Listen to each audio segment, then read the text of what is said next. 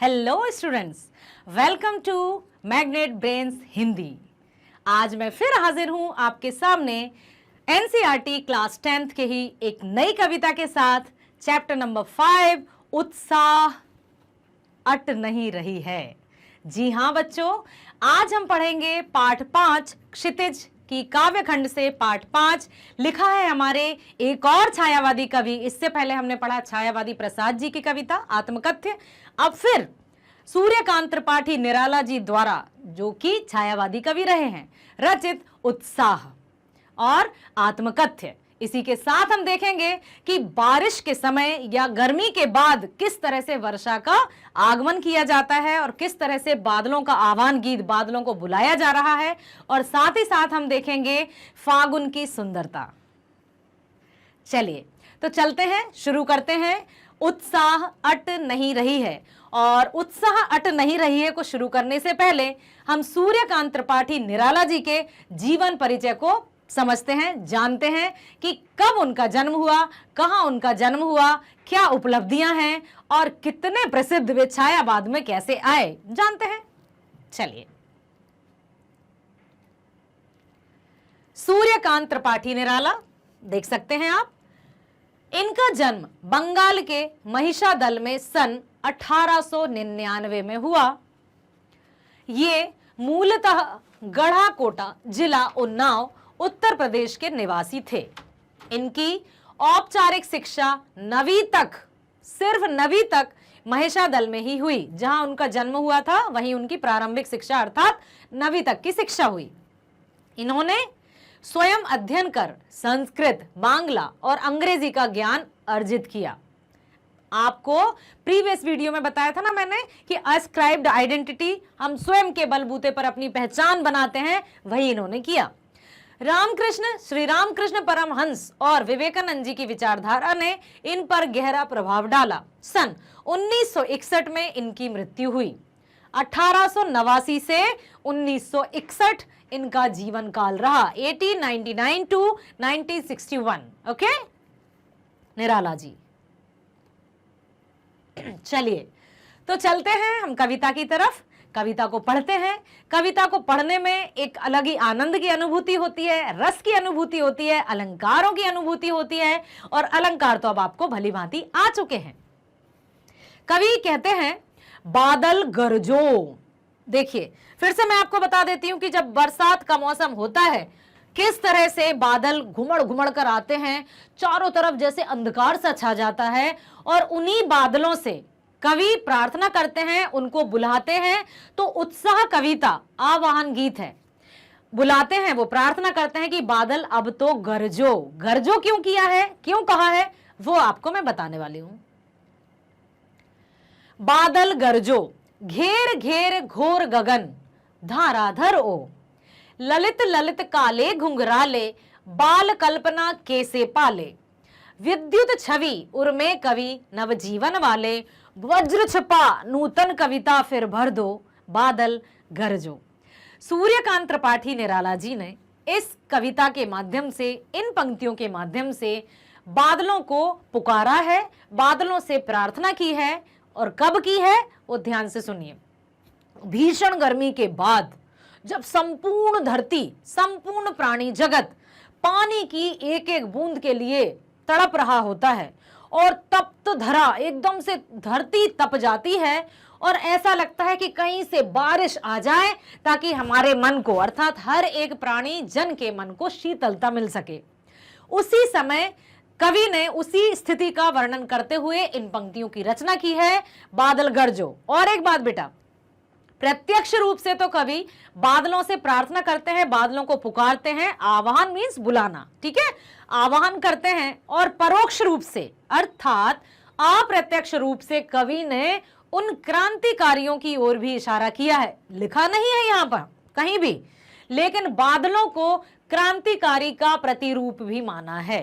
कैसे कि जब क्रांतिकारी आते हैं, कब आते हैं क्रांतिकारी, कब समाज में बदलाव की आवश्यकता होती है। चलते हैं थोड़ा सा हम 1947 से पहले, जब हमारी भारत भूमि अंग्रेजों के अधीन थी। किस तरह से अंग्रेजी शासन हमारी मातृभूमि को, भारतवासी को जंजीरों में जकड़ कर रखते थे और प्रताड़ित करते थे। 9th में एक हमने पोयम पढ़ी थी, कोकिल बोलो तो, कैदी और कोकिला, है ना, उसमें भी कुछ ऐसा ही था। तो यहां पर बादलों को संबोधित करते हुए कवि ने क्रांतिकारियों को भी स्मरण किया है कि किस तरह से क्रांतिकारियों ने आकर गुंजायमान होकर नारे लगाकर पूरे जोश से, पूरे उत्साह से मातृभूमि भारत भूमि को आजाद कराने में अपने खून की, अपने रक्त की अंतिम बूंद तक को न्यौछावर कर दिया। इतना क्लियर हुआ? बादल गरजो, घेर घेर घोर गगन धाराधर हो, ललित ललित काले घुंघराले, बाल कल्पना कैसे पाले। कवि कहते हैं, निराला जी कहते हैं कि बादल अब तो गरजो। अब देखिए प्रश्न फिर यहां पर आता है कि कवि ने बादलों से गरजने के लिए ही क्यों कहा? डायरेक्टली ये भी तो कह सकते थे कि बादल बरसो, क्यों कहा होगा? कवि ने बादलों से गरजने के लिए इसलिए कहा कि जब कोई चीज या कुछ गर्जना के साथ होता है तो उसमें उत्साह होता है, और वो जो गर्जना रहती है वो चारों ओर चहुं दिशाओं में फैल जाती है, जिससे जहां जहां भी त्राही त्राही मची होती है उनको एक आहट मिल जाती है, एक सूचना मिल जाती है, एक पॉजिटिविटी मिल जाती है, एक उत्साह, एक उमंग की लहर दौड़ जाती है कि अच्छा, अरे वाह, बादल गरजे, लगता है बारिश होगी। बादल गरजेंगे, यहां आवाज जाएगी दूर दूर तक। तो जहां जहां तक कष्ट सह रहे हैं लोग, जहां जहां तक पानी की एक एक बूंद के लिए ऐसा लग रहा है कि बस अब तो अंतिम सांस आने वाली है, उनके मन में फिर से जिजीविषा एक वो है ना। इसमें आपको बताऊंगी मैं कि किस तरह से कोई भी व्यक्ति जब होता है, अपने जीने की इच्छा की मन में चाह रखता है, तो किस प्रकार से यहां पर कवि ने कहा है कि जो तड़प रहे हैं, प्यासे जन हैं, उनकी प्यास बुझाने के लिए बादल गरजो, ताकि उनकी आत्मा को शांति मिले, उनकी जो जिज्ञासा है, उनकी निराशा आशा में बदल जाए। ठीक है। घेर घेर घोर गगन धाराधर हो, ललित ललित काले घुंघराले, बाल कल्पना कैसे पाले, विद्युत छवि उर्मे कवि नवजीवन वाले, वज्र छिपा नूतन कविता फिर भर दो बादल गरजो। कवि आगे कहते हैं, घेर घेर घोर गगन धाराधर हो। धाराधर आसमान, धरा पर जो धरा है वो धाराधर है। धरा मीन्स पृथ्वी, और एक और धरा मीन्स रखा है। बुंदेलखंडी या ग्रामीण आंचलिक शब्द आपने सुना होगा कि वहां धरा है। मेरे संग की औरतें में एक चैप्टर था ना, जो दादी माँ थी, एक चोर को उन्होंने सही राह पर लाया था, तो भगवान ने यही कहीं धरा है एक शब्द आया था। तो धरा अनेकार्थी शब्द है, इसके वाक्य अनुसार अर्थ में अंतर आ जाते हैं। ठीक है। धाराधर मीन्स आसमान को कहा है। तो ललित ललित काले घुंघराले, बाल कल्पना कैसे पाले। जब बादल घुमड़ घुमड़ कर आते हैं तो कवि ने उनकी कल्पना की है छोटे बच्चे के घुंघराले बालों की तरह। घुंघराले बाल कैसे लगते हैं? बहुत अच्छे लगते हैं। ठीक है। सुंदर सुंदर से काले काले बाल, बाल कल्पना कैसे पाले। एक तरफ उन्होंने काले घुंघराले बालों से बादलों की तुलना की है, दूसरी तरफ सफेद एकदम रुई, कॉटन, कपास, सॉफ्ट एकदम मुलायम, उससे भी उन्होंने बादलों की तुलना की है। विद्युत छवि उर्मे कवि नवजीवन वाले, वज्र छिपा नूतन कविता फिर भर दो। विद्युत छवि उर्मे, उर मीन्स क्या होता है? हृदय। जब बिजली चमकती है, आपने देखा होगा ना, जब बादल आ जाते हैं, बरसात का मौसम होता है तो बिजली चमकती है, एकदम बिजली ऐसे लहरती हुई चमकती नजर आती है, और फिर बादलों की आवाज आ जाती है। तो हम कहते हैं बिजली चमकी है, छोटे छोटे बच्चे कान बंद कर लो, अब बादल तड़कने वाले हैं, बादल गरजने वाले हैं। Have you experienced? Yes, बिल्कुल सही, हम सब ने अनुभव किया है। तो विद्युत छवि उर्मे कवि नवजीवन वाले, अर्थात कवि ने बादलों को नया जीवन प्रदान करने वाला कहा है, क्योंकि जो संपूर्ण जगत है, संपूर्ण प्राणी जगत है, प्यास से व्याकुल है, त्राही त्राही मचा है, ऐसा लग रहा है कि बस प्राण पखेरु उड़ने वाले हैं। तो जब बरसात होती है तो उनको नया जीवन मिल जाता है। वज्र छिपा नूतन कविता फिर भर दो बादल गरजो। वज्र इंद्र का एक अचूक शस्त्र है। ऋषि दधीचि, वज्र एक बहुत ही औजार है देवताओं का, जिसको ऋषि दधीचि की अस्थियों अर्थात हड्डियों से बनाया गया था। वो ऐसा वज्र मीन्स उसका प्रहार कभी खाली नहीं जाता। तो वज्र छिपा नूतन कविता फिर भर दो बादल गरजो। जिस तरह से वज्र का प्रहार कभी खाली नहीं जाता, उसी प्रकार जब आप गरजते हो तो बरसात तो होगी ही। और जो प्राणी जगत है, जहां त्राही त्राही मची है, उनके मन को शीतलता मिलेगी, तप्त धरा को शीतलता मिलेगी और सबको जैसे नया जीवन मिल जाएगा। परोक्ष अर्थात अप्रत्यक्ष रूप से क्या कह रहे हैं कवि? क्रांतिकारियों को संबोधित करते हैं कि जब क्रांतिकारी आते हैं तो मन में उत्साह, एक रस है वीर रस, वीर रस का स्थायी भाव होता है उत्साह।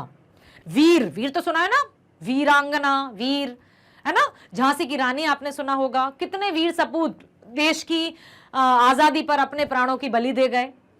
तो इसमें बताया है कि विद्युत छिपा वज्र छिपा नूतन कविता फिर भर दो बादल गरजो। तो परोक्ष रूप से कह रहे हैं कि जब क्रांतिकारी आते हैं, क्रांतिकारी जैसे कि बिफोर फ्रीडम, यदि हम चलें बिफोर फ्रीडम कि 1947 से पहले की यदि हम बात करें कि किस तरह से अंग्रेज हर एक भारतीयों पर अत्याचार करते थे, कोड़े बरसाते थे, और जब उनको भूख लगती थी तो कुछ भी उनको खाने नहीं दिया जाता था। जब कभी जैसे तैसे रूखा सूखा खा लिया तो फिर ठूस ठूस कर और खिलाया जाता था। जब उनको किसी बात से प्रसन्नता होती तो उनको कोड़े मारकर रुला दिया जाता था और आंसू आने पर उनसे कहा जाता था हंसो। मतलब हम अपनी स्वतंत्रता से, भारतीय अपनी स्वतंत्रता से कुछ भी नहीं कर सकते थे, कुछ भी। बेटा आज हम बहुत लकी हैं, हम बहुत भाग्यशाली हैं जो हमने स्वतंत्र भारत में जन्म लिया। धन्य थे वे वीर सपूत जिन्होंने अपने प्राणों की आहुति हंसते हंसते दे दी और हमारे लिए खुला आसमान छोड़ दिया। तो यहां पर वही कह रहे हैं कि जब आते हैं क्रांतिकारी तो बड़े जोश के साथ आते, उमंग के साथ आते, उत्साह के साथ आते। कभी आपने देखा है कि यदि वीरों में उत्साह नहीं होगा तो कैसा चलेगा? यदि कोई आए, जैसे झांसी, मतलब किसी का नाम नहीं लेता है, मान लीजिए कोई आता है वीर, मुझे युद्ध लड़ने जाना है, मेरी तलवार दे दो, ऐसे उठाएंगे, चलो मैं युद्ध लड़ने जा रहा हूं, उत्साह है नहीं, उमंग नहीं, तो हारने से पहले ही हार मान लेते हैं। तो जो क्रांतिकारी होते हैं, जो वास्तविक में वीर होते हैं, उनके मन में जोश, उमंग, उत्साह इतना भरपूर होता है कि उससे बड़ा तो कोई होता ही नहीं है।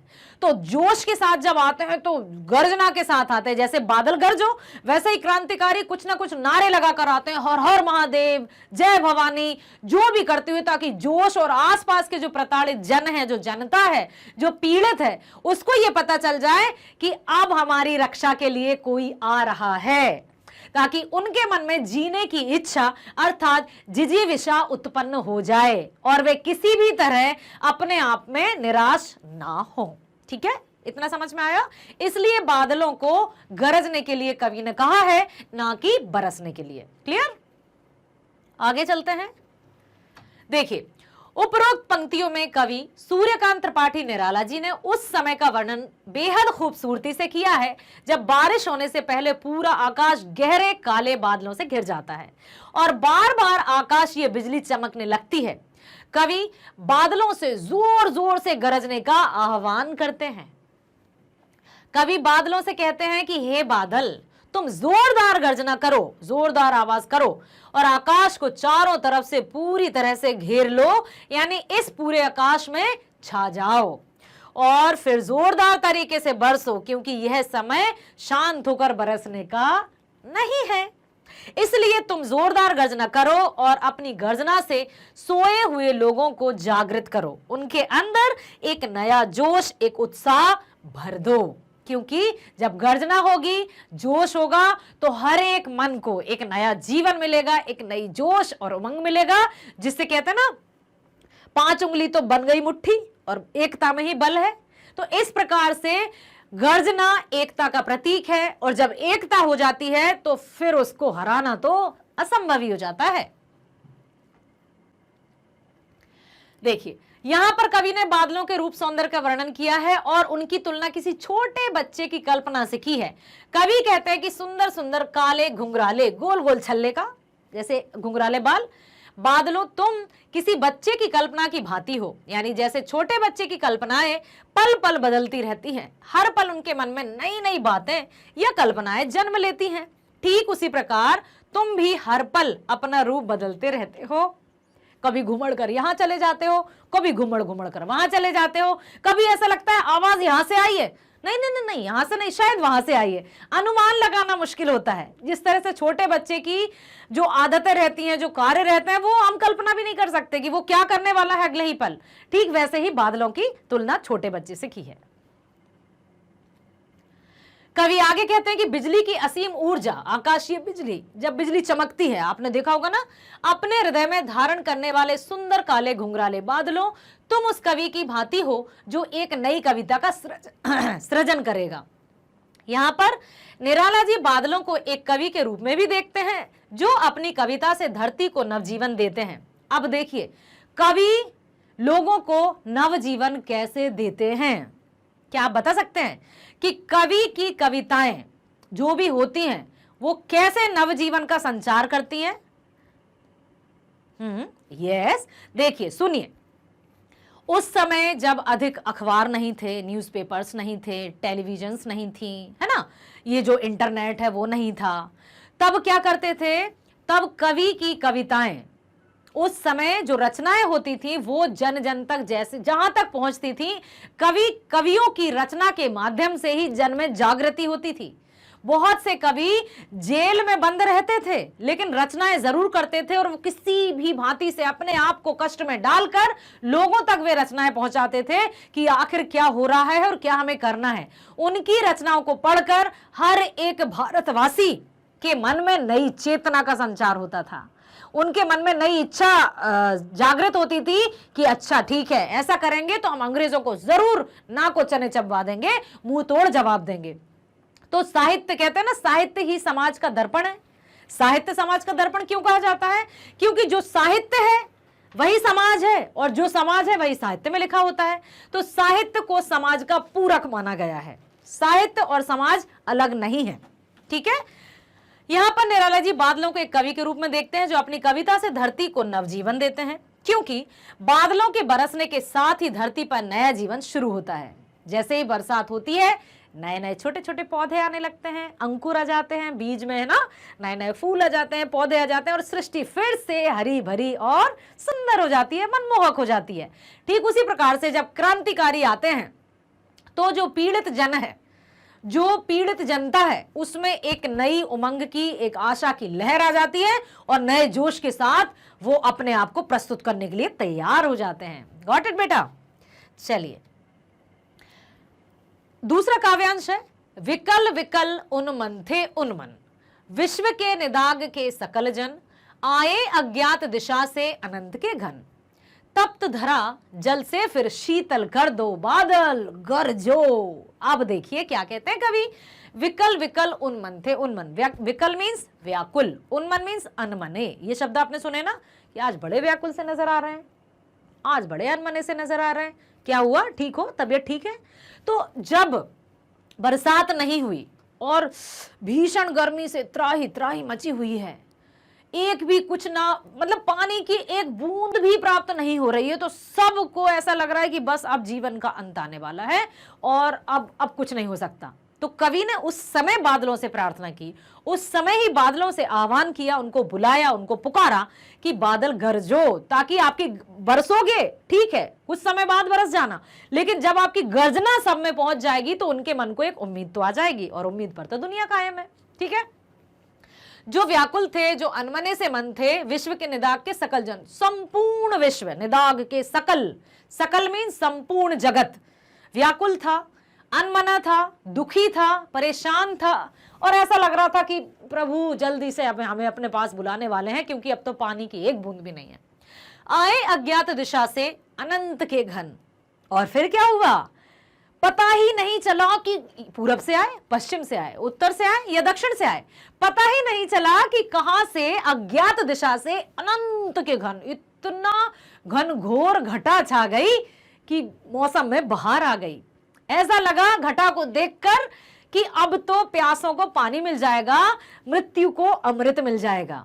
ठीक है, तप्त धरा जल से फिर शीतल कर दो बादल गरजो, इस प्यासी धरती को की प्यास बुझा दो, तप्त धरा को ठंडक या शीतलता प्रदान कर दो, जो व्याकुल मन है उनको प्रसन्न कर दो, जो अनमने से मन है उनको एक नया जीवन प्रदान कर दो, बादल गरजो। कवि की जो प्रार्थना है बादलों के प्रति, कवि ने अपनी काव्यगत विशिष्टताओं के साथ, अपनी सुंदर भाषा के साथ इस कविता में पिरोया है।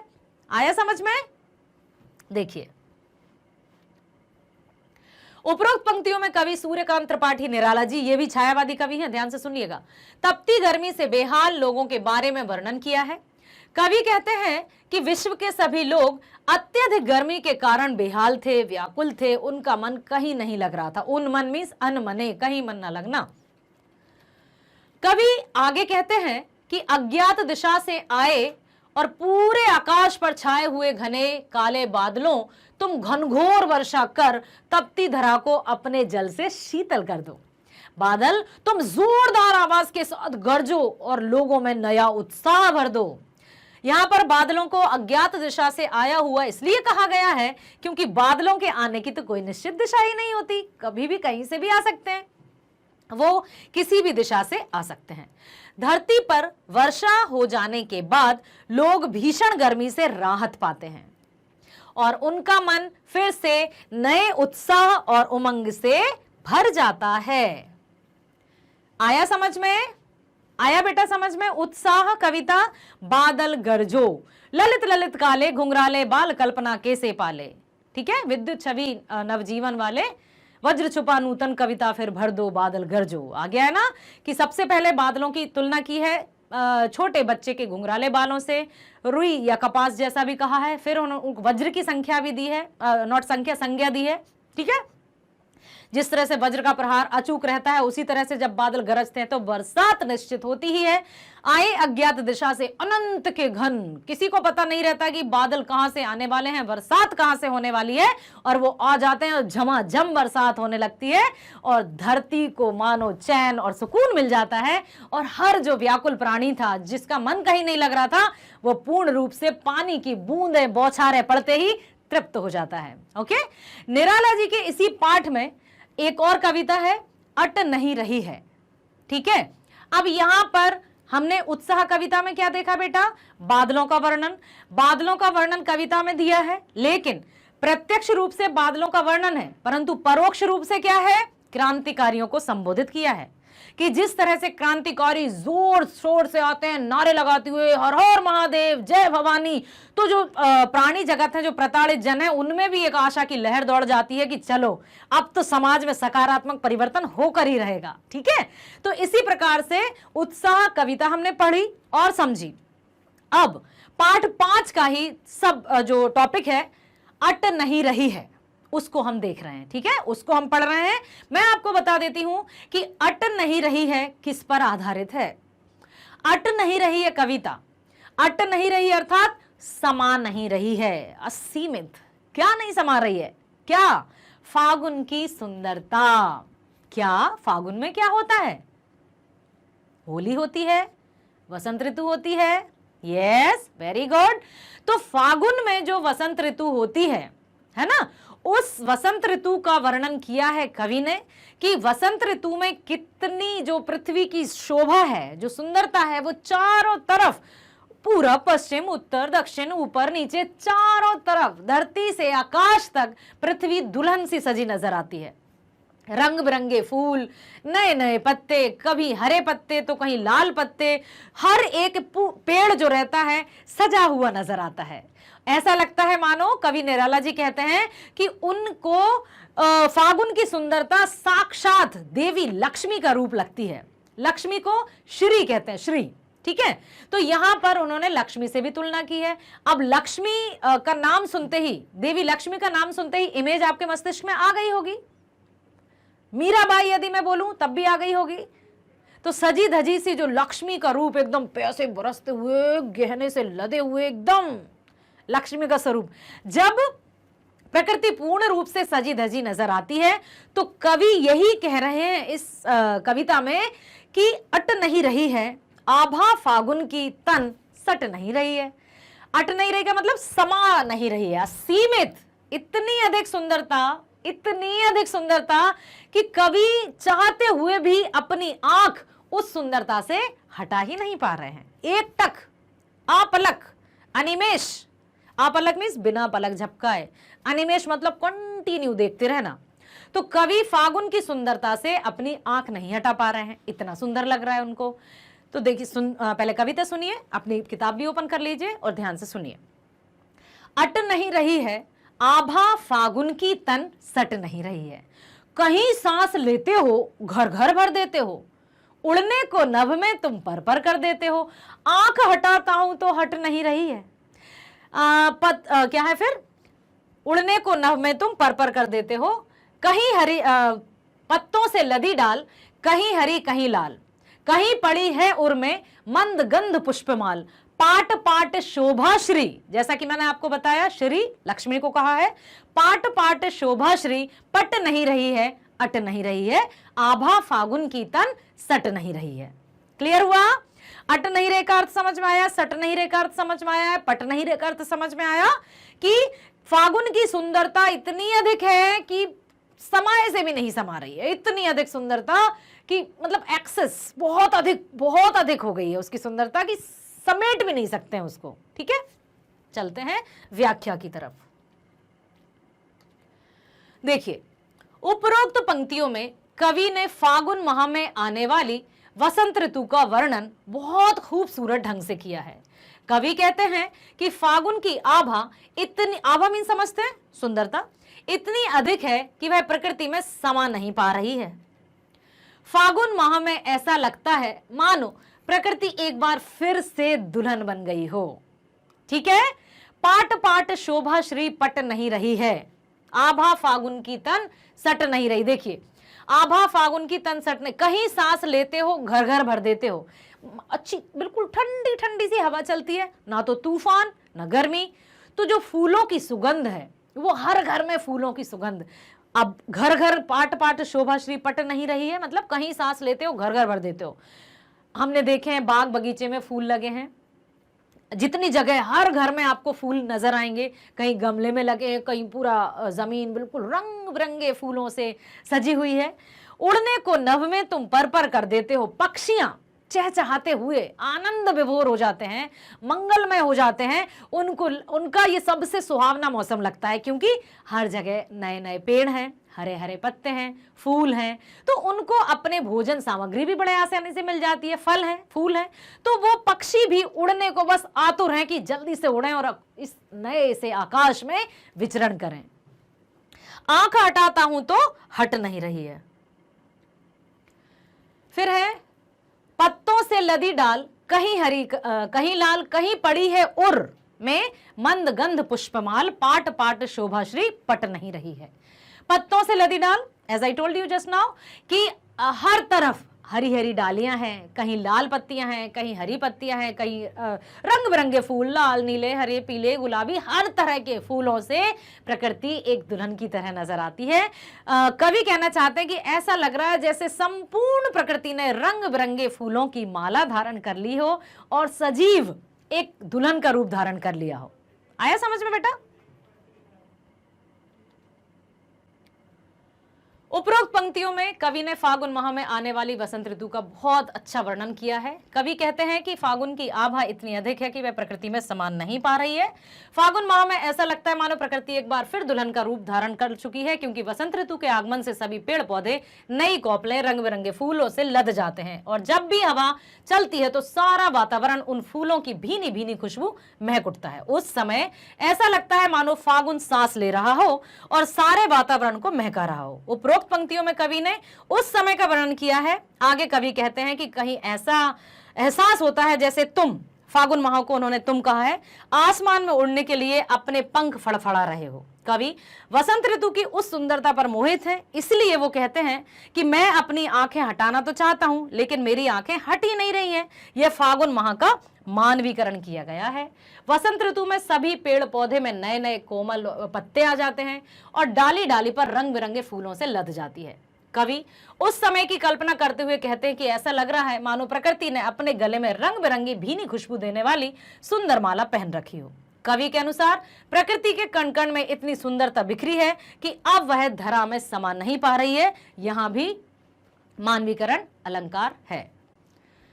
तो ये अभी आपने देखा, कविता को सुना, कविता के भाव को समझा और जाना। आशा करती हूं आपको उत्साह और अट नहीं रही कविताओं के भावार्थ समझ में आए होंगे। एक बार फिर से मैं आपको इन शॉर्ट बता देती हूं, उत्साह और अट नहीं रही है कविता में कवि निराला जी ने किसका वर्णन किया है? उत्साह में बादलों का वर्णन किया है। बादलों का प्रत्यक्ष रूप से वर्णन करते हुए कवि ने बादलों से आह्वान किया है, बादलों से प्रार्थना की है, उनको बुलाया है। कब? भीषण गर्मी के बाद, कि बादल गरजो। क्यों गरजो? बरसो क्यों नहीं? इसलिए कि जब वे गरजेंगे तो जो भी धरती पर प्राणी जगत है उनको, उनके मन में एक आशा की लहर आ जाएगी और उनको एक नव जीवन की उम्मीद जाग जाएगी। ठीक है। दूसरी तरफ बादलों से कवि ने कहा है क्रांतिकारी का रूप, क्रांतिकारी की भी तुलना दी है कि जिस तरह से क्रांतिकारी जब आते हैं तो एक नए जोश और उमंग के साथ आते हैं, और जब क्रांतिकारियों की आवाज गुंजायमान होती है तो जो पीड़ित जन है, जनता जो पीड़ित है, जो शोषित है ना, जो शोषक वर्ग द्वारा जो शोषित जनता है, उसके मन में एक आशा की किरण आ जाती है कि चलो अब आए हैं कोई और अब जरूर समाज में सकारात्मक परिवर्तन होकर रहेगा। ठीक है बेटा, आया समझ में उत्साह कविता में? वहीं पर अट नहीं रही है, पाठ 5 का ही एक और कविता है हमारी, अट नहीं रही है। अट नहीं रही है कविता में कवि निराला जी ने फागुन की ऋतु का वर्णन किया है, फागुन मास की सुंदरता का वर्णन किया है, वसंत ऋतु का वर्णन किया है। कैसा वर्णन किया है?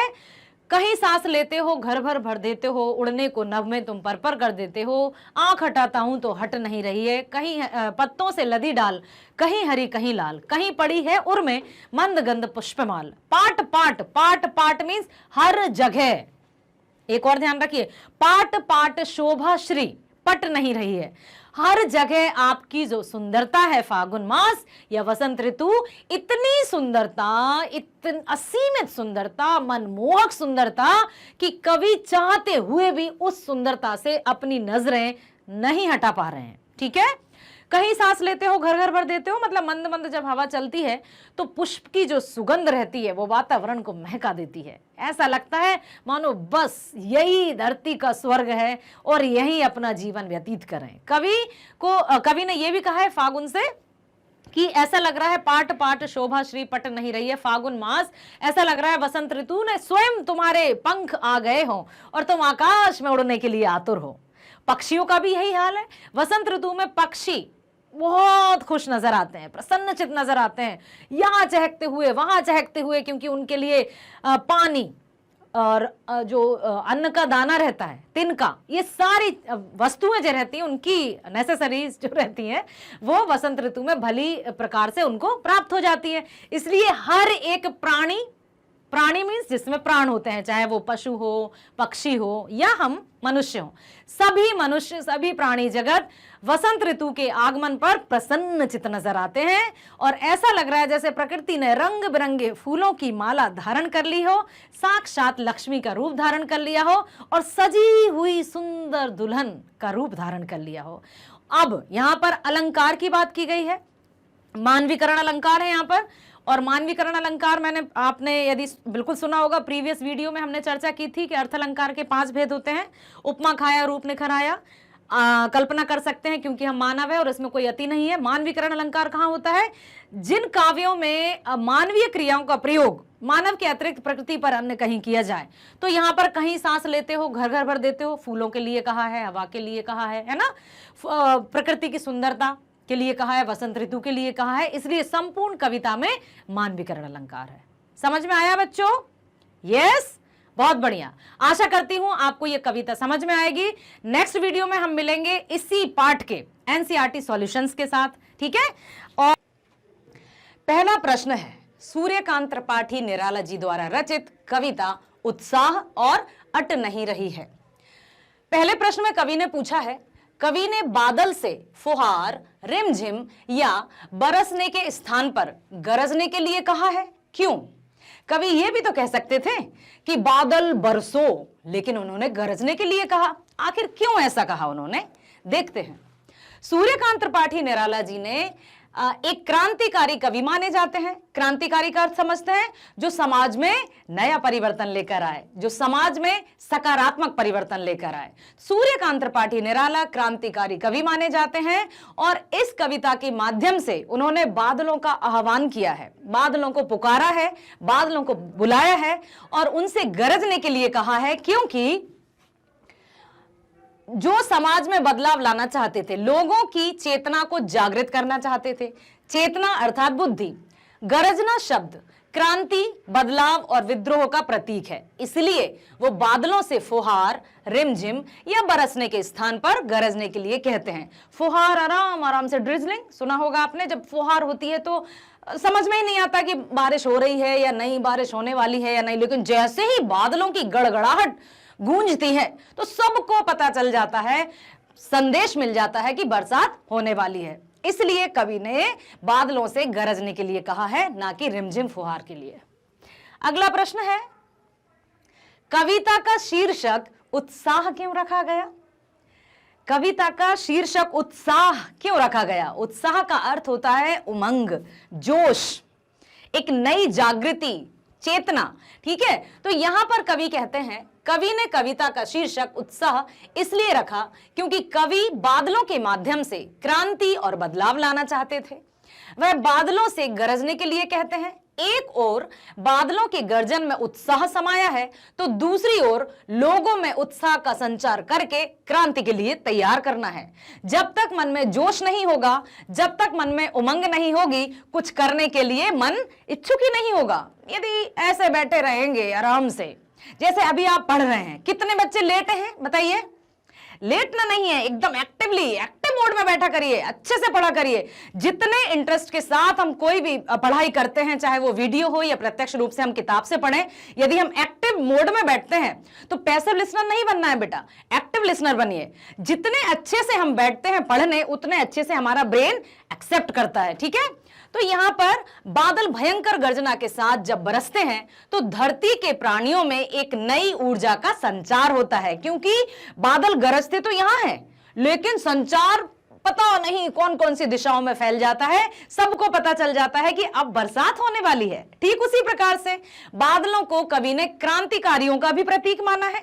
जब क्रांतिकारी आते हैं, हर हर महादेव या जय भवानी या अच्छे जोश और नारों के साथ आते हैं, ताकि जो पीड़ित जन हैं उनको भी एक नई ऊर्जा, एक नई उमंग प्राप्त हो और वे भी आजादी के लिए अपने आप को तैयार कर सकें। नव चेतना की जागृत होता है। ठीक है, लोगों का मन एक बार फिर नए जोश, उमंग, विश्वास, नव ऊर्जा और उत्साह से भर जाता है। कवि बादलों के माध्यम से लोगों में उत्साह का सृजन करना चाहते हैं, उत्साह का निर्माण करना चाहते हैं। ठीक है, इसलिए कविता का शीर्षक उत्साह रखा गया कि कविता का नाम सुनते ही समझ में आए कि इसमें तो जरूर कोई उत्साह, उमंग या चेतना, नव चेतना या नव प्रवर्तन या सकारात्मक ऊर्जा वाली बात अवश्य है। अगला प्रश्न है, कविता में बादल किन किन अर्थों की ओर संकेत करते हैं? आपने कविता पढ़ी, आपने कविता सुनी, प्रीवियस वीडियो में आपने देखा। आप ही बताइए कि कविता में बादल किन किन अर्थों की ओर प्रयोग किए गए हैं? बताइए, क्या क्या कहा गया है बादलों को? यस, बादलों में जल बरसाने की असीम शक्ति होती है जो धरती के प्राणियों में नव जीवन का संचार करते हैं। बादल तपती गर्मी से बेहाल लोगों की प्यास बुझाकर उनको एक नए उत्साह व उमंग से भर देते हैं। बादल जोरदार ढंग से गर्जना कर लोगों के अंदर की क्रांतिकारी चेतना को जागृत करने का काम भी करते हैं और बादलों के अंदर नव सृजन करने की असीम शक्ति होती है। चौथे प्रश्न की ओर चलते हैं हम। शब्दों का ऐसा प्रयोग जिससे कविता के किसी खास भाव या दृश्य में ध्वनात्मक, जहां ध्वनि समझते हैं, ध्वनि साउंड, तो ऐसे आपको ध्वनात्मक शब्द बताने हैं कविता में प्रयुक्त हुए हो जहां नाद सौंदर्य कहलाता है। उत्साह कविता में ऐसे कौन से शब्द हैं जिनमें नाद सौंदर्य मौजूद है? छांट कर बताइए। ध्वनात्मक अर्थात जहां से आवाज आती है, गूंज आती है। जैसे आपने देखा होगा युद्ध होते हैं या पूजा होती है या जो भी प्रार्थना की जाती है, ठीक है, तो उसमें एक ध्वनि होती है ना, उत्पन्न होती है। तो ऐसे कविता में ऐसे कौन से शब्द हैं जिन शब्दों को पढ़ते ही हमें लगा कि इनसे ध्वनि आ रही है, साउंड आ रहा है? बताइए। बादल गरजो, गर्जना, गर्जना शब्द सुनते ही लगता है हाँ आवाज। घेर घेर घोर गगन धाराधर हो, ठीक है। वज्र छुपा नूतन कविता, तो वज्र भी एक इंद्र देवता का है शस्त्र जो दधीचि ऋषि की अस्थियों से बना था, ठीक है। उत्साह कविता में निम्न पंक्तियों में नाद सौंदर्य दिखाई देता है, जैसे घेर घेर घोर गगन धाराधर हो, ललित ललित काले घुंघराले, बाल कल्पना कैसे पाले, विद्युत छवि, जब आकाश में काले काले बादल छा जाते हैं और बिजली चमकती है तो हम पहले से अनुमान लगा लेते हैं ना, अरे बिजली चमकी, अब बादल गरजने वाले हैं, कान बंद कर लो, बहुत तेज आवाज आने वाली है, करते हैं ना। विकल विकल उन्मन थे उन्मन, इस तरह से कवि ने उन बातों को यहां पर उन शब्दों को लिखा है। समझ में आया? ध्वनात्मक अर्थात ऐसे शब्द जिनसे ध्वनि या आवाज या साउंड निकलता हो। क्लियर है बेटा? अगले प्रश्न की तरफ चलते हैं। जैसे बादल उमड़ घुमड़ कर बारिश करते हैं, वैसे ही कवि के अंतर्मन में भी भावों के बादल उमड़ घुमड़ कर कविता के रूप में अभिव्यक्त होते हैं। ऐसे ही किसी प्राकृतिक सौंदर्य को देखकर अपने उमड़ते भावों को कविता में उतारिए। आप मेरी बात आप ध्यान से सुनिए। अपने आप को हमें किसी से कम तो समझना नहीं है कि मुझे तो कुछ नहीं आता, वो बहुत अच्छे हैं, वो बहुत अच्छा है, मैं तो कुछ नहीं कर सकता। नो, हम हर एक व्यक्ति यूनिक होता है, खास होता है। बस अंतर सिर्फ ये होता है कि किसी की प्रतिभा छप जाती है और किसी की प्रतिभा छुप जाती है। तो अपने गुणों को निखारना है आपको, छुपाना नहीं है। यहां पर आप देखिए, जैसे बादल उमड़ घुमड़ कर आते हैं, तो कवि इस कविता में कहा गया है कि आप अपने तरीके से 4-6 पंक्तियां लिखिए, कविता बनाने का प्रयास करिए। आप कवि भी हैं, राइटर भी हैं, बहुत अच्छे लेखक भी हैं, कहानीकार भी हैं, कथाकार भी हैं, उपन्यासकार भी, सब कुछ हैं आप। अंदर की शक्ति को जागृत तो कीजिए। आप में सब कुछ करने की क्षमता है और आप करेंगे, ठीक है। अब यहां पर क्या है? ऊपर देखो आसमान में कितने रंग बिखेरा काला, सूरज जाने कहां छिप गया, खो गया उसका कहीं उजाला। बादलों के घुमड़ घुमड़ के बाद क्या हुआ? देखा गगन का काला चेहरा, बिजली कुछ मुस्काई, लगा बहाने गगन बनाने, ज्यों बिजली ने आंख दिखाई। कुछ वसुधा में आन समाया, वह लाई एक थाल में पानी, उसका मुंह धुलवाया। थोड़ा पानी आसमान में, बाकी सब धरती पर आया। देखिए कितने अच्छे से यहां पर सौंदर्य के साथ कवि ने लिखा है। कुछ टपका फूलों पर जाकर, कुछ ने चातक की प्यास बुझाई, कुछ तालों कुछ फसलों तक।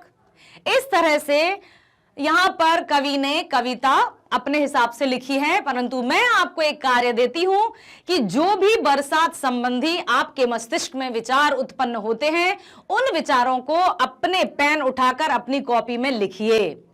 आपके शब्द पता नहीं कब कविता का रूप ले लेंगे और आप कब सामान्य बालक से कवि बालक बन जाएंगे, आपको पता भी नहीं चलेगा बेटा।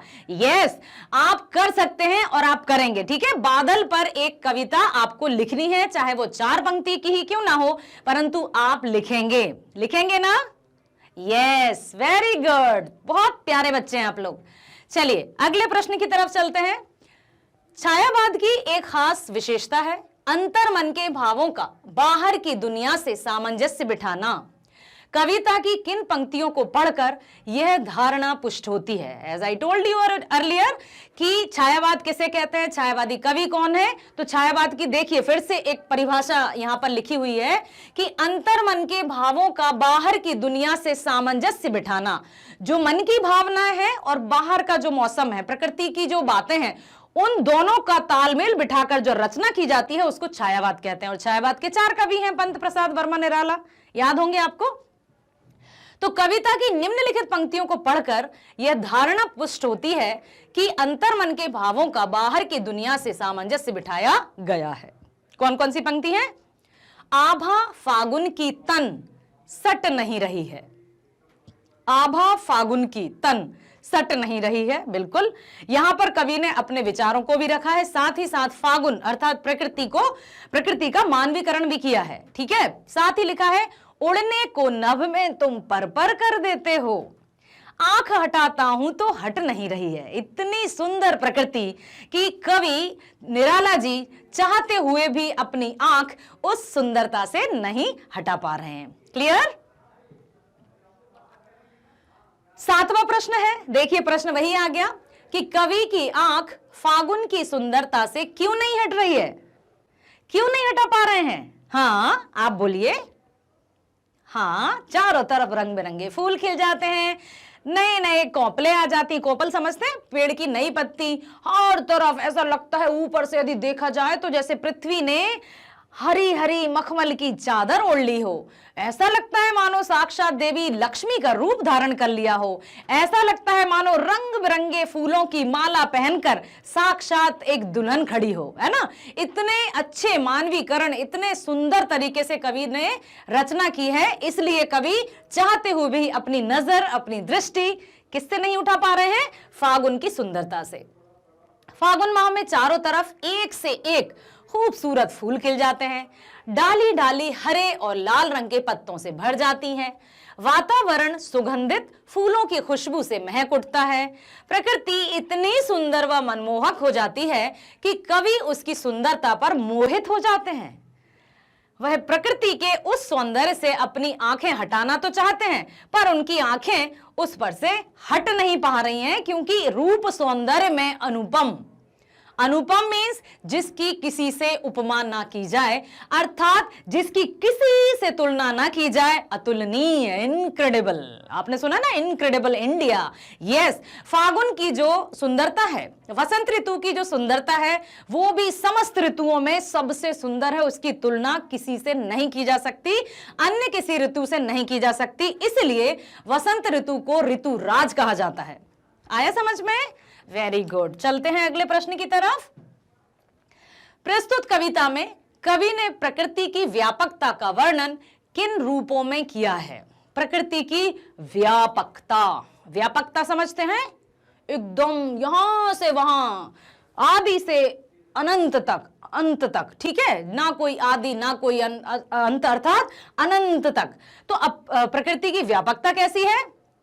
कवि को ऐसा लग रहा है मानो प्रकृति ने रंग बिरंगे फूल पत्तों से अपना मनमोहक श्रृंगार किया है और नई नवेली दुल्हन की तरह सजकर बैठ गई है। ठीक है, फूलों ने अपनी भीनी भीनी खुशबू चारों तरफ बिखराकर वातावरण को और भी सुगंधित कर दिया है। जहां कहीं भी नजर डालते हैं, जहां कहीं भी दृष्टि जाती है, छोर से क्षितिज तक, छोर तक, हर तरफ सुंदरता ही सुंदरता, मनमोहक सुंदरता नजर आती है। प्रकृति अपने गले में लाल और हरे पत्तों की खूबसूरत माला पहनकर खुशी से झूम रही है। इतना सुंदर दृश्य, इतना सुंदर नजारा कि कवि ने यहां पर कहा है ना कि कवि चाहते हुए भी अपनी आंख या अपनी दृष्टि नहीं हटा पा रहे हैं, मोहित हो गए हैं वे। चारों तरफ हरियाली छाने से प्रकृति का सौंदर्य कई गुना बढ़ गया है ना। प्रकृति ने एक बार फिर से इतना मनमोहक रूप धारण किया है कि कवि को अब उसके सौंदर्य से अपनी आंख हटाने में मुश्किल हो रही है। ना चाहते हो कोई सुंदर वस्तु, जब हम मेले में जाते हैं या कहीं भी जाते हैं और सुंदर सी वस्तु, अपने बचपन के दिनों को याद करिए, जब मेले में गए होंगे और कुछ आपको खिलौना पसंद आया होगा और मम्मी कह रही हूँ चल यहाँ से, और हम देखते नहीं वो चाहिए ऐसे करते है ना, हम भी मोहित हो जाते हैं ना। हम कितने भी आगे चले जाएंगे, हम उसको देखते ही रहेंगे, तो मम्मी कहेंगी चल बेटा मैं दिला देती हूँ। याद आया कुछ? और ऐसा होता है कि जो हमारी मनपसंद वस्तु होती है या जिसे हम बिल्कुल हृदय से या मनमोहक होती है वस्तु, तो उसको हम निहारते ही रहते हैं एकटक। ऐसा ही हुआ है कुछ वसंत ऋतु के साथ। ओके, चलते हैं अगले प्रश्न की ओर। फागुन में ऐसा क्या होता है जो बाकी ऋतुओं से भिन्न होता है? फागुन का महीना अर्थात वसंत ऋतु का महीना, तो वो बताइए अन्य ऋतुओं में क्या होता है और फागुन में क्या होता है? ग्रीष्म ऋतु आती है, शीत ऋतु आती है, वर्षा ऋतु आती है, वसंत ऋतु भी आती है ना। तो अब फागुन के महीने में क्या होता है? चारों तरफ जो अभी हमने देखा, फागुन माह में ऋतुराज, ऋतुओं के राजा वसंत का आगमन होता है। पतझड़ के समय फूल पत्ते विहीन पेड़ों में फिर से नई कोपल आ जाती है ना।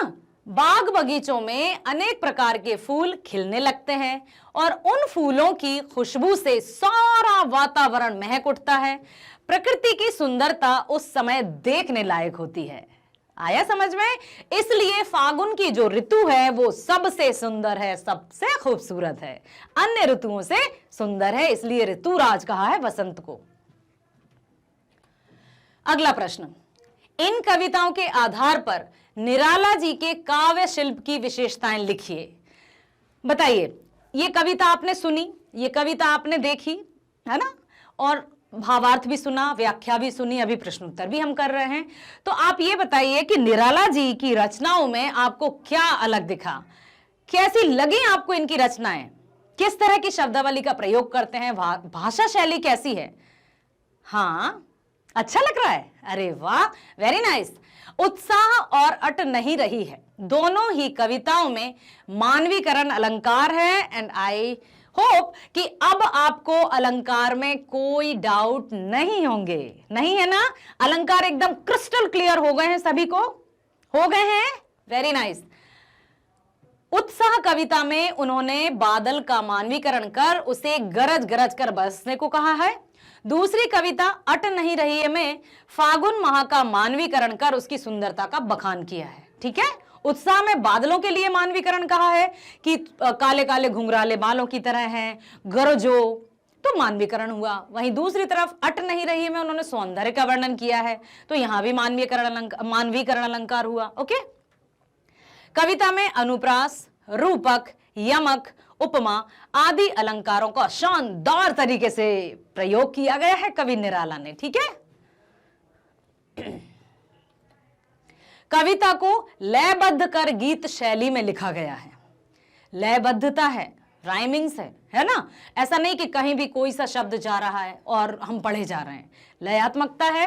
दोनों कविताओं में खड़ी हिंदी का प्रयोग हुआ है, अर्थात ऐसी भाषा जो पाठक को सरल लगे, किसी को भी आसानी से समझ में आ जाए। ऐसे क्लिष्ट शब्दों का प्रयोग नहीं हुआ है जो समझने में या सुनने में लगे कि क्या है, इनका अर्थ आसानी से समझे जा सकते हैं, ऐसे ही उन्होंने शब्दों का प्रयोग किया है। उत्साह और अट नहीं रही है, दोनों कविताओं में कवि ने प्रकृति का ही चित्रण किया है और प्रकृति के माध्यम से ही अपने मनोभावों को प्रकट करने की कोशिश की है। ठीक है, दोनों कविताओं में कवि ने प्रकृति का वर्णन किया है, एक में बादलों का, प्रकृति का रूप, दूसरी में वसंत ऋतु का, अट नहीं रही है, सॉरी, फागुन मास की सुंदरता का, यस, वसंत ऋतु का कि आभा फागुन की तन सट नहीं रही है, कहीं सांस लेते हो घर घर भर देते हो, उड़ने को नभ में तुम पर पर कर देते हो, अर्थात ऋतु का यहां पर सौंदर्य का बखान किया है। समझ में आया? अब देखिए, फागुन में कौन सा त्योहार मनाया जाता है? फागुन की कौन सी तिथि को कौन सा त्योहार मनाया जाता है? फागुन की पूर्णमासी पूर्णिमा को होली का दहन होता है और उसके दूसरे दिन होली खेली जाती है। तो अब आप देखिए, होली के आसपास प्रकृति में जो परिवर्तन दिखाई देते हैं उन्हें लिखिए। अब आप अनुभव करेंगे और अब आप देखेंगे कि जब कभी भी आपको ऐसा लगे कि हाँ चारों तरफ फूल नजर आ रहे हैं, वसंत पंचमी आती है, माँ सरस्वती की पूजा होती है, हम कॉपी किताब और जो भी हमारी पठन सामग्री रहती है उसकी हम पूजा करते हैं। ठीक है, तो वसंत ऋतु का आगमन चारों तरफ खुशहाली लाता है, प्रसन्नता लाता है, चारों तरफ पशु पक्षी से लेकर हर एक प्राणी झूम उठता है। ठीक है, तो यहां पर कवि ने यही पूछा है कि होली के आसपास जो परिवर्तन दिखाई देते हैं बताइए। अब होली के आसपास अर्थात वसंत ऋतु के आसपास। ठीक है, होली फागुन माह में आती है जो अंग्रेजी कैलेंडर के आधार पर फरवरी या मार्च का महीना होता है, और ठीक इसी माह भारत में ऋतुराज वसंत का आगमन भी होता है। ऋतुराज वसंत के आगमन से प्रकृति एक बार फिर से सजने संवरने लगती है। बाग बगीचे खेत खलियानों में चारों तरफ धीरे धीरे फूल खिलने लगते हैं। आम लीची जैसे अनेक पेड़ों में बौर आनी शुरू हो जाती है।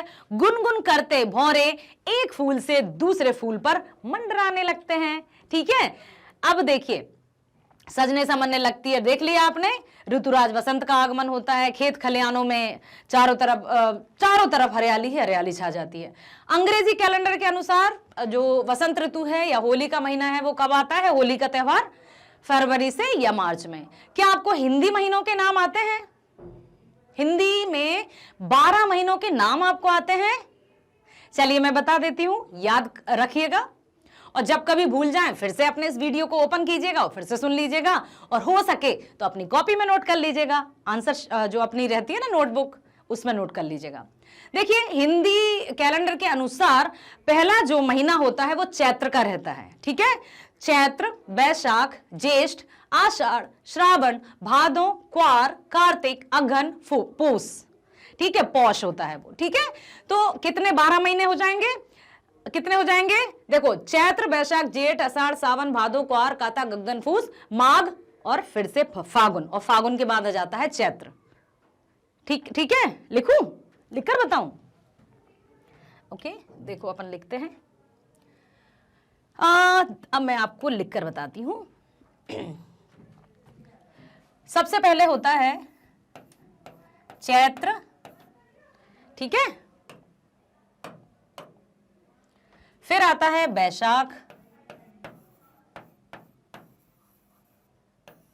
ठीक है, ज्येष्ठ, आषाढ़,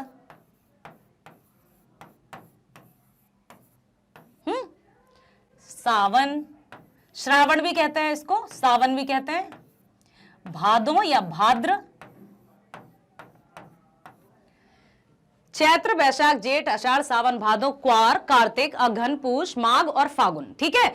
इस तरह से हिंदी में भी 12 महीने होते हैं, और इन 12 महीनों के लिए एक अलग से मैं आपको वीडियो बताऊंगी, ठीक है। इसके लिए आपके लिए अच्छे से बताऊंगी कि कौन से महीने में अंग्रेजी का जो कैलेंडर है उससे कौन से महीने में हिंदी का महीना आता है, कौन से महीने में कौन सा त्योहार मनाया जाता है। इसके लिए एक छोटा सा एक वीडियो बनाऊंगी, फिर आप उसको देखिएगा, ठीक है। चलिए आगे चलते हैं।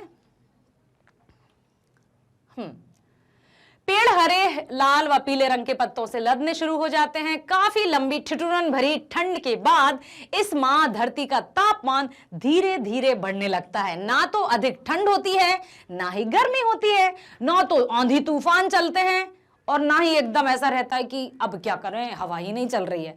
मतलब एकदम संतुलित रहता है वातावरण, ओके। और लोगों को ठंड से राहत मिलना शुरू हो जाती है। एक तो हाड़ कांपती हुई ठंड से छुटकारा, ऊपर से चारों तरफ खूबसूरत प्राकृतिक सौंदर्य, जिससे लोगों का मन प्रसन्नता व उमंग से भर जाता है। और ठीक इसी समय मौज मस्ती, उमंग व रंगों का त्योहार होली भी आता है, जो लोगों की खुशियों में 4 चांद लगा देता है। एक तो रंग बिरंगे फूल खिल रहे हैं, दूसरी रंगों की होली, त्योहार आ जाता है, तो उस खुशी में 4 चांद लग जाते हैं, 4 गुना खुशी बढ़ जाती है, ठीक है। इसलिए वसंत ऋतु को सबसे अच्छी ऋतु माना जाता है। पहला प्रश्न है, कवि बादल में किसका स्वर सुनता है? Very nice question. यस, कवि बादल में किसका स्वर सुनता है? रुदन, रोने जैसा, क्रांति, वेदना, दुख जैसा, या इनमें से कोई नहीं? कैसा स्वर सुनते हैं कवि बादलों से? बताएंगे?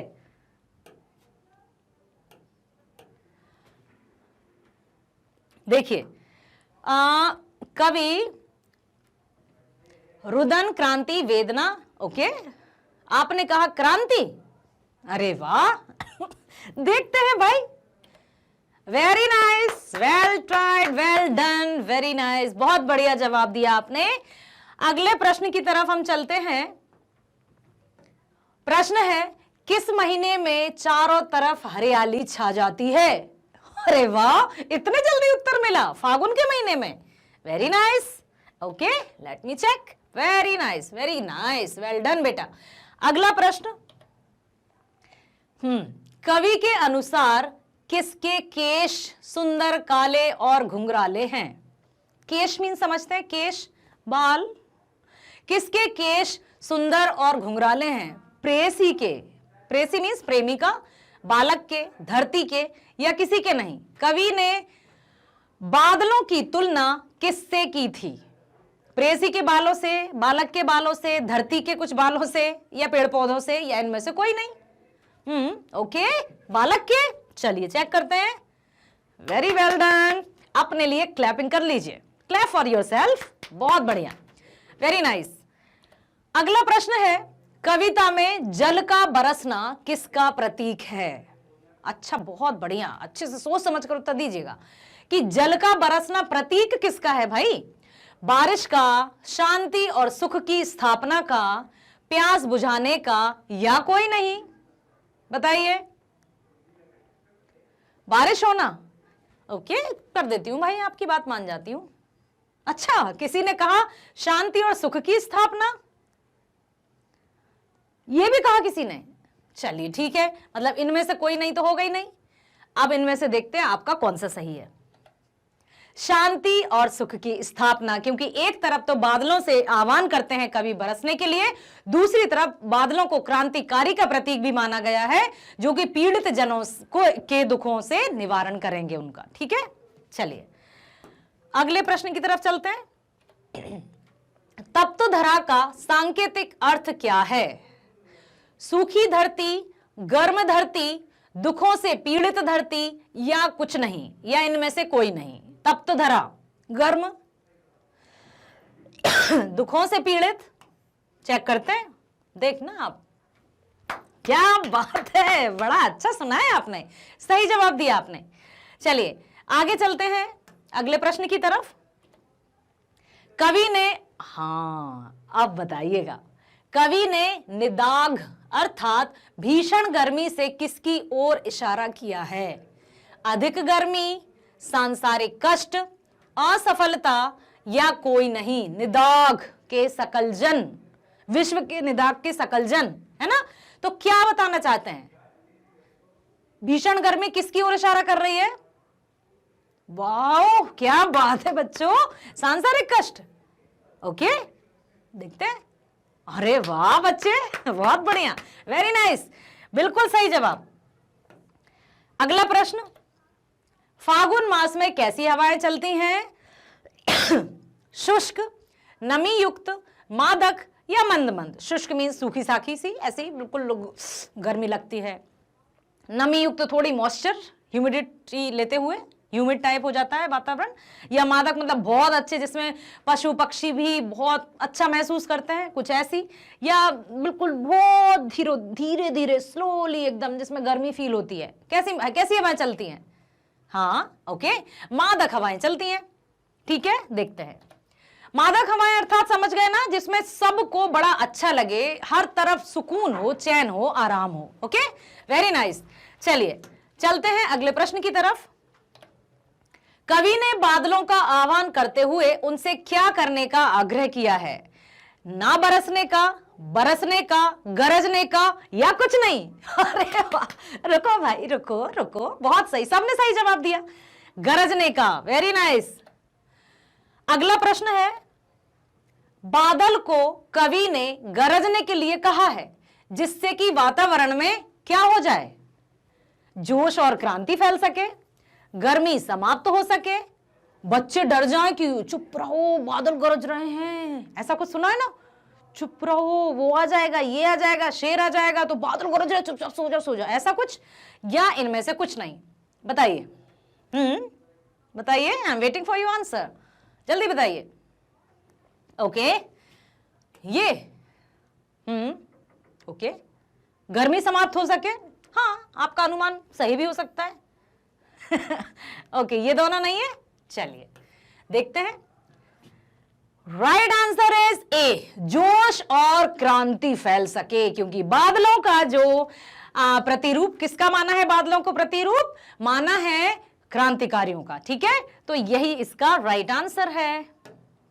अगला प्रश्न, कविता में बादल किसका प्रतीक है? भावनाओं का, सुख का, दुख का, या क्रांति का?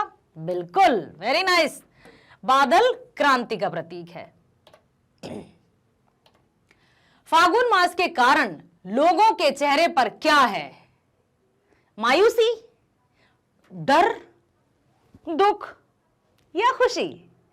मायूसी में समझते हैं उदासी, अब क्या कर रहे हैं, कुछ नहीं है।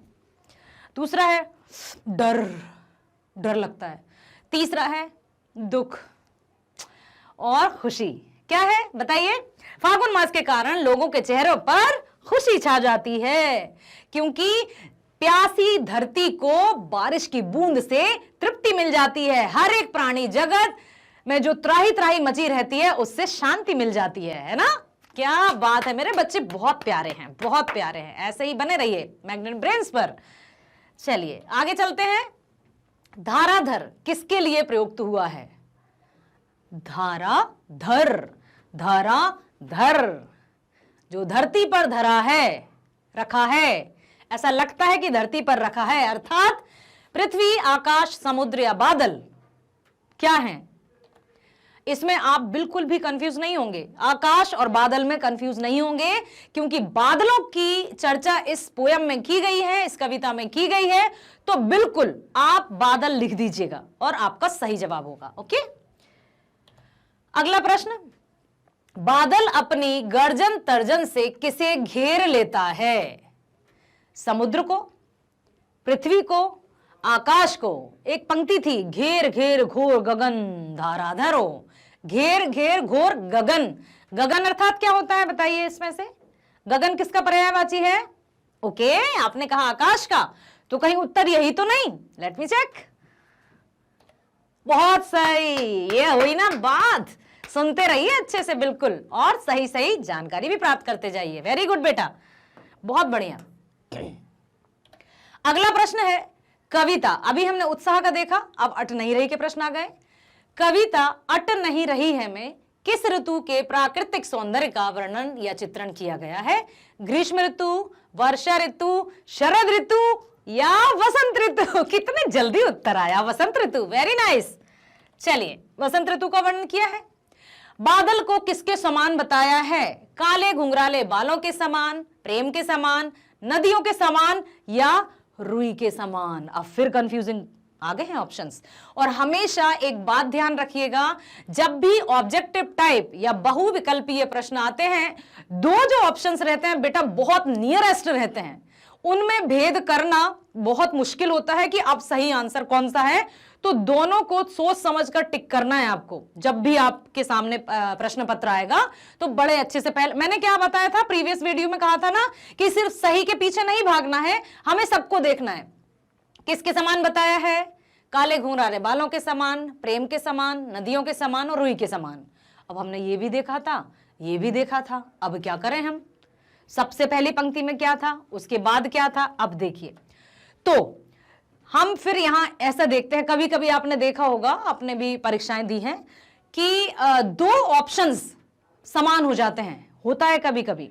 तो अब हमें लगता है कि हम क्या करें, हम उसको छोड़ देते हैं या परीक्षा में ही उठकर खड़े होकर कहने लगते हैं सर या मैम यहां पर दो ऑप्शन सेम है। अब ऐसी स्थिति में आपको क्या करना है? ऐसी स्थिति में जो ऑप्शन, सपोज देखिए मैं बता देती हूं, मान लीजिए का दिया है बादल, ठीक है, फिर दिया है खा दिया है आपका बाल, ठीक है, फिर दे दिया गा, फिर दे दिया बादल। ओके, अब यहां दे दिया है घा आकाश। अब आप कहेंगे कि यहां दो ऑप्शंस तो सेम है, अब हम क्या करें? ऐसी स्थिति में एक नियम है जो बताया गया है कि का और गा दोनों बादल हैं, तो ऐसी स्थिति में यदि बादल ही सही आंसर है तो आप गा को टिक मत करिएगा, आप का को करिए, जो पहले लिखा है वो आपका सही माना जाएगा यदि बादल आंसर सही है तो। समझ में आया? यदि दो ऑप्शन सेम आ जाते हैं तो आपको उनमें से जो पहले का खा गा घा या आ बा सा दा जो भी लिखा हो, ए बी सी डी कुछ भी लिखा हो, तो वहां पर जो पहले दिया है उसको आप टिक कर दीजिएगा, वो सही माना जाएगा। इससे इट्स बेटर कि हम मतलब ये ना करें कि क्यों दिया है, ये दिया है, वो दिया, और हमारा समय बर्बाद हो जाएगा। ओके, चलिए, तो काले घुंघराले बालों का पहले तुलना की है, रुई के समान तो की है, लेकिन पहले दिया है ललित ललित काले घुंघराले, फिर कहा है बाल कल्पना कैसे पाले। ओके, इसलिए अगला है यह कविता किस युग की है? अब आप बताएंगे, अब तो मैं नहीं बताऊंगी, किस युग की है? कविता किस युग की है भाई? त्रेता युग, द्वापर, कलयुग या सतयुग? ये पूछा है। 4 युग होते हैं ना, द्वापर, त्रेता युग, सतयुग, कलयुग। तो अब ये युग की तो बात नहीं की गई है। हिंदी साहित्य के अनुसार किस युग की है? भक्ति युग की है, प्रगतिशील युग की है, छायावादी युग की है या प्रयोगवादी युग की है? कवि निराला जी किस युग के कवि हैं? कौन से कवि हैं? छायावादी। ओके, चलो देखते हैं। छायावादी हो सकता है आपका अनुमान एकदम सही है। वेरी वेल डन बेटा, वेरी गुड, बहुत अच्छा किया आपने। अब चलते हैं अगले प्रश्न की तरफ। पुनरुक्ति प्रकाश अलंकार का उदाहरण है। पुनरुक्ति प्रकाश अलंकार क्या होता है? जिन काव्यों में एक समान शब्दों की आवृत्ति हो और अर्थ भी समान ही हो। ठीक है, शब्द भी रिपीट हो रहे हैं लेकिन उनके मीनिंग्स भी सेम है तो पुनरुक्ति प्रकाश होगा। लेकिन यदि सेम शब्द रिपीट हो रहा है और उसके अर्थ डिफरेंट हैं, अलग हैं, तो वो यमक होगा। यहां पर आप कंफ्यूज नहीं होंगे। पुनरुक्ति प्रकाश और यमक अलंकार में अंतर समझ में आया? यमक अलंकार में जिन काव्यों में एक ही शब्द की आवृत्ति हो, मतलब एक ही शब्द, समान शब्द का रिपीटेशन हो, लेकिन जितने बार भी वो रिपीट होगा उतने बार उसके अर्थ अलग होंगे। जैसे 3 बेर खाती थी वो 3 बेर खाती है। बेर शब्द सेम है लेकिन उसके अर्थ अलग हैं कि 3 बेर खाती थी वो 3 बेर खाती है। पहले राजकुमारी और घास की रोटी एक पोयम थी, महाराणा प्रताप की जो कन्या थी राजकुमारी, तो वो जब राजकुमारी थी तो 3 बेर मतलब बार, समय, 3-4 समय खाती रहती थी। और अब यह है कि जंगल में जब वो भटक रही हैं तो उनको 3 बेर अर्थात फल, बेर खाते हैं ना आप सब, खट्टा खट्टा सा, तो 3 बेर भी नसीब नहीं हो रहे हैं अब। ठीक है, तो शब्द यदि समान रिपीट हो और उसके अर्थ डिफरेंट हो तो यमक अलंकार है। यदि शब्द रिपीट हो रहे हैं और अर्थ भी सेम है तो वहां पुनरुक्ति प्रकाश अलंकार होगा। Got it? Very good. अब बताइए आप मुझे, पुनरुक्ति प्रकाश अलंकार का उदाहरण क्या है? यहां पर ललित ललित, घेर घेर, बादल गरजो, काले घुंघराले या कोई नहीं? अरे वाह, क्योंकि रिपीट तो यहां पहले ही वाला हो रहा है। बहुत सही। अगला प्रश्न है, नूतन कविता कैसी होनी चाहिए? पहले तो आप ये बताइए कि नूतन का अर्थ क्या होता है? नया।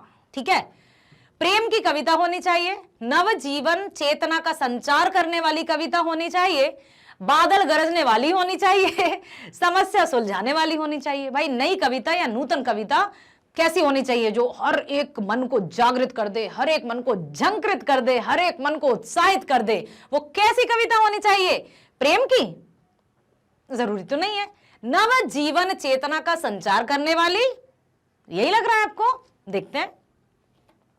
बहुत सही, वेरी नाइस, वेल ट्राइड। चलिए आगे चलते हैं। उत्साह कविता में कवि ने किसका आह्वान किया है? अरे वाह, बड़े जल्दी जवाब दे दिया, बादलों का। चलिए आगे चलते हैं। कवि ने बादल का आह्वान क्यों किया है? अभी पूछा गया था कि किसका आह्वान किया है, उत्तर दिया बादलों का। अब पूछा है कि भाई क्यों किया है? गर्जन करने के लिए, मधुर मधुर राग सुनाने के लिए, वर्षा करने के लिए या छाया करने के लिए? क्या आह्वान करते हैं? बादल गरजो, गर्जन करने के लिए। ओके, बहुत सही। अगला प्रश्न है, कवि बादल की गर्जन के द्वारा क्या करना चाहते हैं? बादल से कवि ने गरजने के लिए क्यों कहा है? क्यों, क्या करना चाहते हैं ये कहकर? समाज में भय उत्पन्न करना चाहते हैं कि सारे डर जाएं और सहम कर बैठ जाएं, या समाज में उत्साह उत्पन्न करना चाहते हैं, या समाज में आलस्य का संचार करना चाहते हैं, या समाज में कायरता, वीरता का उल्टा कायरता होता है, वो करना चाहते हैं? बताइए क्या करना चाहते हैं? उत्साह? अरे वाह, क्योंकि शीर्षक ही उत्साह है तो समाज में उत्साह करना चाहते हैं। ठीक है, ओके। अगला प्रश्न है, कवि ने बादलों को किसकी कल्पना के समान बताया है? बालकों की, कवि की, सैनिक की या व्यापारी की? बालकों की कल्पना की। ओके, चलिए राइट आंसर। कवि बादलों के माध्यम से मानव को क्या प्रदान करना चाहते हैं? अब बताइए आप।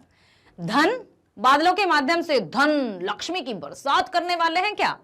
या फिर ज्ञान की, नॉलेज बढ़ाने वाले हैं बादलों के माध्यम से, या जीवन की नई नई प्रेरणाएं देना चाहते हैं, या फिर अतीत का इतिहास जानना चाहते हैं? बताइए क्या करना चाहते हैं बादलों के माध्यम से मानव जीवन में?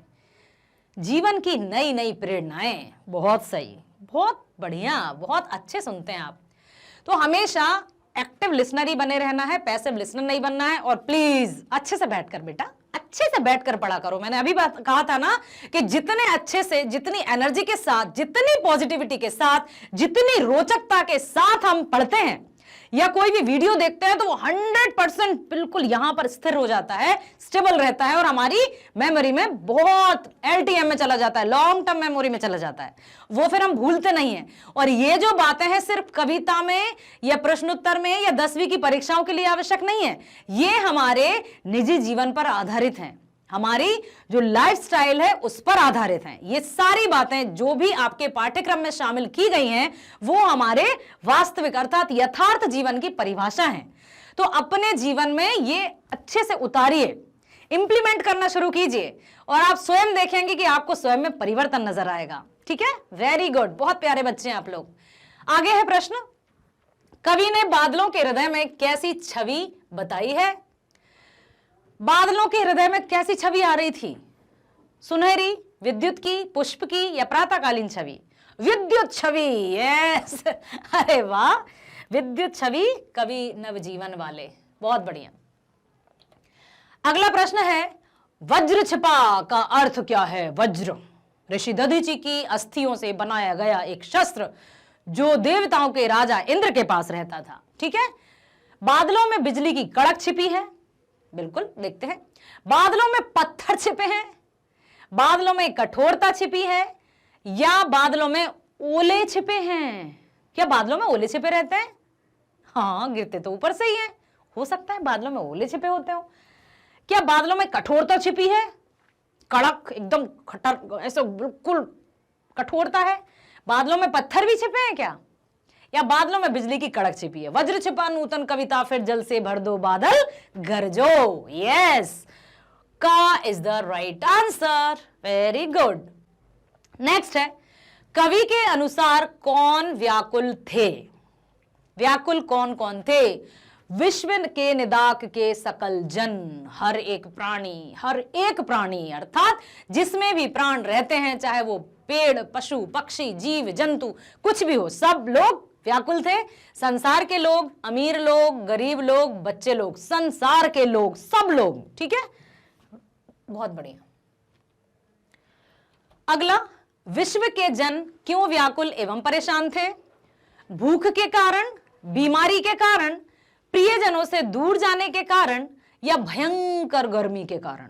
बताइए, विश्व के जन क्यों व्याकुल थे? भूख के कारण, बीमारी के कारण, प्रियजनों से दूर जाने के कारण, या भयंकर गर्मी के कारण? तप्त धरा फिर जल से शीतल कर दो बादल गरजो, कहा है ना कवि ने।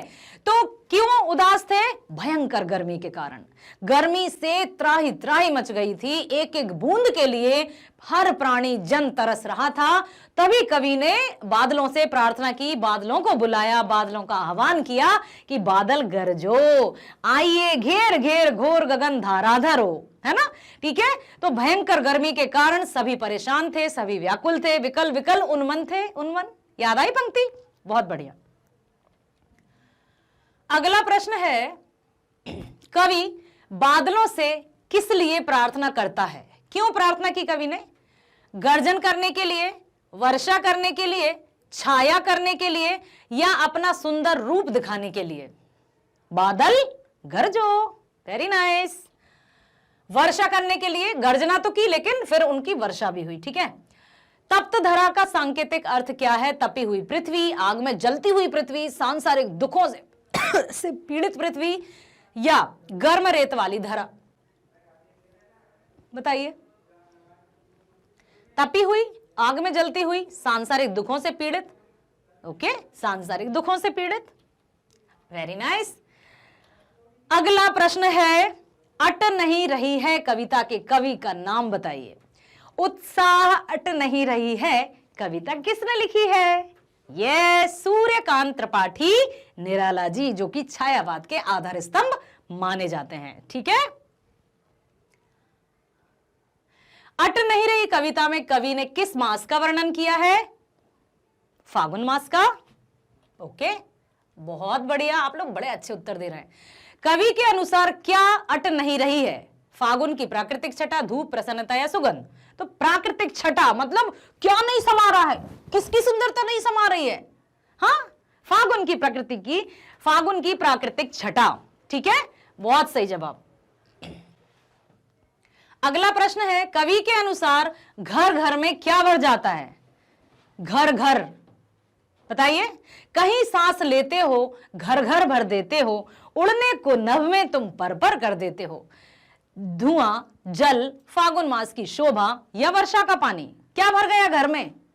यस, फागुन मास की शोभा। बहुत सही। फागुन मास के आते ही वृक्ष कैसे लगने लगते हैं? हरे भरे, पीले पीले, सूखे सूखे या पत्र विहीन? हरे भरे। बहुत सही। अगला प्रश्न है, कवि की आंख कहां से नहीं हट रही है? प्राकृतिक सुंदरता से, धन दौलत से, अपनी रचना से या समाज की बुराइयों से? किससे नहीं हट रही थी? आंख हटाता हूं तो हट नहीं रही है, आभा फागुन की तन सट नहीं रही है। किससे? कवि की आंख, या कवि किस पर मोहित हो गए थे? प्राकृतिक सौंदर्य पर। ठीक है, ऐसा लग रहा था जैसे प्रकृति ने साक्षात देवी लक्ष्मी का रूप धारण कर लिया हो, सुंदर सुसज्जित खूबसूरत रंग बिरंगे फूलों की माला धारण कर ली हो, या नई नवेली दुल्हन की तरह लग रही है। तो कवि की आंख प्राकृतिक सुंदरता से नहीं हट रही है। समझ में आया? Yes, very good. अपने लिए एक बार क्लैप करिए। बहुत बढ़िया, वेल डन बच्चों, बहुत अच्छा किया आपने। फागुन मास में कौन सी ऋतु होती है? वर्षा, वसंत, ग्रीष्म या सर्दी? कौन सी ऋतु होती है? वसंत की ऋतु। बहुत सही।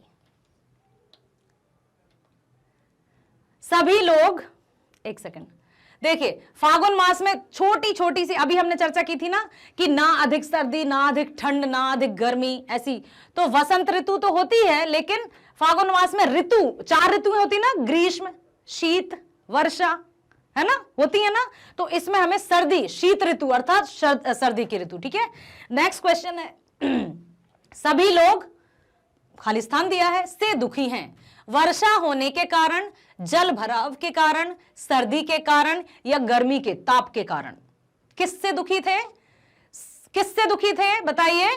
गर्मी के ताप के कारण। इतनी भीषण गर्मी, आग उगल रही थी जमीन, ऐसा लग रहा था कि अब जीना संभव है, अब तो सबके प्राण पखेरु उड़ने वाले हैं, अब क्या होगा? इसलिए कवि ने बादलों से प्रार्थना की, और परिणाम स्वरूप क्या हुआ? बादल गरजे और बरसात हुई, और तप्त धरा को शीतलता प्राप्त हुई। ठीक है, बहुत सही। बादल कहां से आते हैं बताइए? आपने वाटर साइकिल पढ़ी होगी। समुद्र से, नदियों से, अज्ञात दिशा से या आकाश से? कविता के अनुसार बताना है हमें। आए अज्ञात दिशा से अनंत के घन, तो क्या उत्तर होगा? अज्ञात दिशा से। Very nice. उत्साह कविता की भाषा कैसी है? खड़ी बोली है, अवधी है, ब्रज है या कन्नौजी है? कवि का जीवन परिचय जब आपने पढ़ा है तो क्या लगा होगा आपको कि कैसा है? खड़ी बोली। उत्साह कविता में कौन सा गुण है? प्रसाद गुण, माधुर्य गुण, ओज गुण या कोई सा नहीं? बताइए, कैसा गुण है कविता में? ओज, उत्साह, क्योंकि उत्साह शीर्षक ही है। रस पढ़ेंगे तो और आपको बहुत अच्छे से समझ में आएगा, एकदम रसात्मक जीवन हो जाएगा। तो इस कविता में ओज, उमंग, उत्साह, जोश, तो इस कविता में कौन सा गुण है बेटा? ओज गुण। ओके, बहुत सही, वेरी गुड। अट नहीं रही है कविता में किस ऋतु का वर्णन है? बताइए, वसंत ऋतु का। अट नहीं रही कविता में कवि किसे संदेश देना चाहते हैं?